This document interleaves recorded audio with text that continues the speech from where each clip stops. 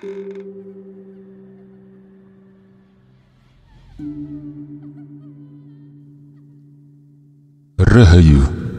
Sagung Dumadi. Kembali lagi di channel Babat Nusantara. Pada video kali ini akan menceritakan kutukan Kebu Iwa.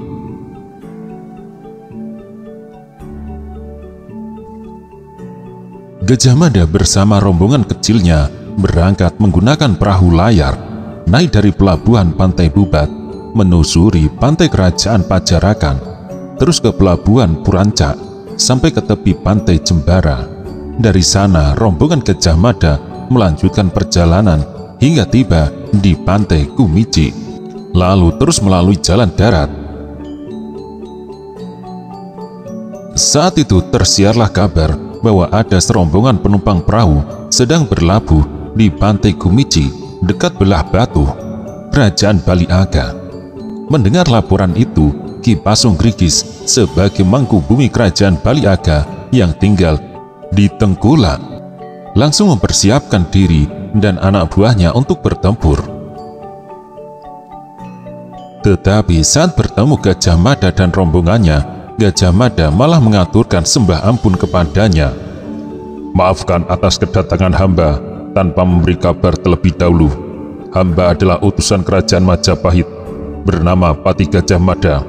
Kedatangan hamba atas kehendak Ratu Tribuana Tunggadewi untuk menyampaikan sepucuk surat kepada Raja Bali Aga," kata Gajah Mada. Mendengar penjelasan Pati Gajah Mada, Ki Pasung Grigis meyakini bahwa kedatangan Gajah Mada ke Bali tidak berniat buruk. Apalagi Gajah Mada tidak membawa perlengkapan perang sebagaimana lazimnya angkatan perang. Ki Pasung Grigis menyambut tamunya dengan sopan pula. Apalagi Ki Pasung Grigis juga sering mendengar kemasyhuran nama Pati Gajah Mada di Majapahit. "Baik Pati Gajah Mada, kami antar menghadap Sri Baginda Raja. Tetapi alangkah baiknya jika Patih Mada beserta rombongan beristirahat sejenak," kata Ki Pasung Grigis. Selanjutnya kedua rombongan mengarah ke kediaman Kebu Iwa. Setelah mengantar rombongan Gajah Mada ke kediaman Kebu Iwa, Ki Pasung Grigis langsung menuju ke pusat kerajaan Bali Aga untuk memberitahukan perihal kedatangan Gajah Mada pada Raja Bali Aga. Singkat cerita, Ki Pasung Grigis melaporkan kedatangan Pati Gajah Mada sebagai utusan Ratu Majapahit kepada Raja Bali Aga. Mendengar penjelasan secara terperinci, maka Maharaja Sri Ratna Bumi Banten memerintahkan kepada Ki Pasung Grigis untuk mengantar tamunya ke Bedahulu, pusat pemerintahan Kerajaan Bali Aga. Berangkatlah Ki Pasung Grigis untuk membawa utusan Raja Majapahit tersebut menghadap Sri Ratna Bumi Banten. Sesampainya di Kerajaan Bali Aga, semua rombongan Pati Gajah Mada menunduk. Mereka berjalan membungkuk sebagai penghormatan kepada Raja Bali guna mengambil simpati sang raja. Melihat sikap sopan Gajah Mada, maka Raja Bali menghormatinya sehingga ia dipanggil untuk mendekat. "Hai Pati Mada, kemarilah mendekat padaku. Berita apa yang kau bawa untukku? Ceritakanlah, jangan engkau merasa sungkan," perintah Raja Bali Aga. Pati Mada pun mengaturkan sembah kepada Sri Baginda Raja Bali. "Ampun Paduka Tuanku, hamba datang diutus oleh Paduka Tuanku Putri Ratu Majapahit untuk menghadap Tuanku Raja, mempersembahkan sepucuk surat. Hamba mohon ampun jikalau hamba membuat kekeliruan dalam tata cara menghadap ke hadapan Sri Baginda Raja Agung. Inilah surat beliau, mohon Paduka Raja menerimanya," kata Gajah Mada. Akhirnya Raja pun menerima surat tersebut dan membaca isinya. Isi surat tersebut konon antara lain berbunyi, pertama, Majapahit memohon dengan sangat agar kerajaan Bali jangan menyerang kerajaan Majapahit. Kedua, mohon hubungan yang dahulu diteruskan sebagai hubungan persaudaraan. Ketiga, mohon kesediaannya agar Kebu Iwa diperkenankan untuk pergi ke Jawa agar dinikahkan dengan seorang putri yang kecantikannya sudah terkenal di tanah Jawa. Surat itu seolah-olah bukti dari ketulusan hati Raja Majapahit untuk menjalin persahabatan dan persaudaraan antara kedua belah pihak agar terwujud ketenangan dan ketentraman yang didambakan. Melihat isi surat yang lemah lembut dan sangat sopan, apalagi ditandatangani Ratu Kerajaan Majapahit, maka tak ada prasangka buruk. Raja Bali Aga menerima semua permintaan dari Kerajaan Majapahit. Saat itu semua bergembira mengetahui isi dari surat tersebut. Untuk merayakan kegembiraan itu, Raja Bali Aga mengadakan pesta penyambutan sebagai penghormatan terhadap Gajah Mada dan rombongannya sebagai tamu penting kerajaan saat itu.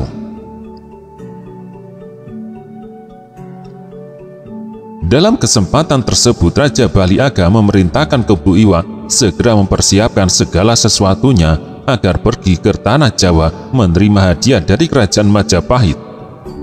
Keesok harinya berangkatlah Kebu Iwa menuju tanah Jawa bersama rombongan Patih Mada. Saat itu Kebu Iwa berangkat dengan perahu pemberian Gajah Mada yang telah dipersiapkan sebelumnya. Perahu tersebut telah didesain khusus, harapannya di tengah samudra perahu tersebut bocor dan tenggelam. Benar saja, akhirnya perahu yang ditumpangi Kebu Iwa bocor dan tenggelam di tengah samudra. Tetapi saat itu Kebu Iwa meloncat dan berenang seperti ikan hiu hingga sampai ke Pulau Jawa. Saat melihat kejadian ini, Gajah Mada semakin khawatir sekaligus kagum akan kehebatan Kebu Iwa. Sesampainya di Pulau Jawa, Mahapati Gajah Mada mengajak Kebu Iwa berhenti sejenak sebelum melanjutkan perjalanan. Gajah Mada terus memikirkan cara menyingkirkan Kebu Iwa, sebab jika harus bertarung melawan Kebu Iwa, Gajah Mada dan rombongannya merasa gentar. Maka timbul siasat baru Gajah Mada saat itu. Kepada Kebu Iwa, Gajah Mada berucap sesuai dengan tradisi tanah Jawa, sebelum upacara perkawinan dilaksanakan, mempelai laki-laki harus memberikan emas kawin kepada mempelai wanita, sesuai apa yang diminta oleh mempelai wanita. Masih menurut Gajah Mada, mempelai wanita ingin diberikan emas kawin sebuah sumur yang kelak dapat dipergunakan untuk kesejahteraan rakyat Majapahit.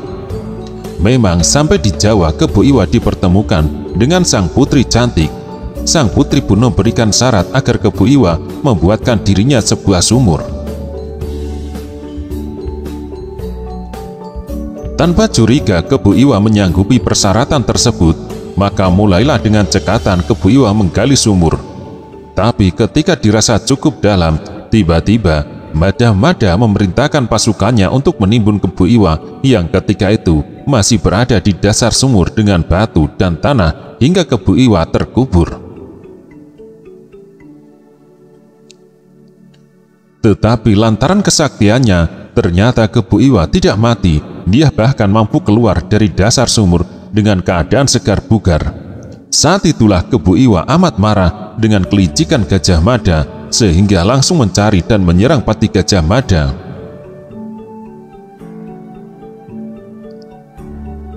Menurut petunjuk Niskala Kebu Iwa, saat itu Kebu Iwa naik ke atas dari dalam sumur mencari Gajah Mada hingga ke Gunung Wilis, tepatnya di Dusun Wisata Besuki, Desa Jugo, Kecamatan Mojo, Kediri, Jawa Timur.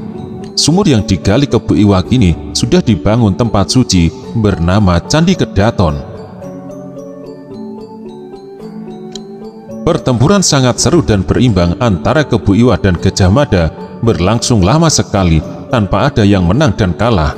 Dalam pertempuran itu, Kebu Iwa sempat menanyakan alasan seorang patih dari kerajaan yang besar berlaku licik dan tidak pantas dilakukan oleh seorang yang mengaku sebagai seorang negarawan. Patih Gajah Mada menjawab, "Kewajiban seorang kesatria untuk memperluas wilayah kerajaannya, serta mempersatukan Nusantara di bawah panji-panji Majapahit. Karena Pati Kebu Iwa merupakan batu sandungan, jadi wajib disingkirkan, kata Gajah Mada. Berhubung rasa malu untuk kembali ke Bali, maka Kebu Iwa berkata, kewajibanmu mempersatukan Nusantara di bawah Majapahit tidak akan saya halangi, dan saya akan memberikan rahasia kematian saya, kata Kebu Iwa. Diam-diam Kebu Iwa mendukung rencana Gajah Mada yang akan mempersatukan Nusantara. Karena itu dalam pertempuran yang sudah lama sekali tersebut, Kebu Iwa memberitahukan kelemahannya pada Gajah Mada. Namun Kebu Iwa juga sempat bersumpah, kematian saya terjadi jika saya dikubur dengan bubuk kapur.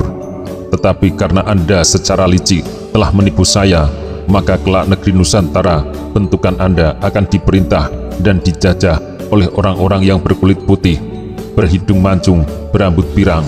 Roh saya akan menyatu dengan orang-orang kulit putih tersebut hingga saya merasa puas, kata Kebu Iwa.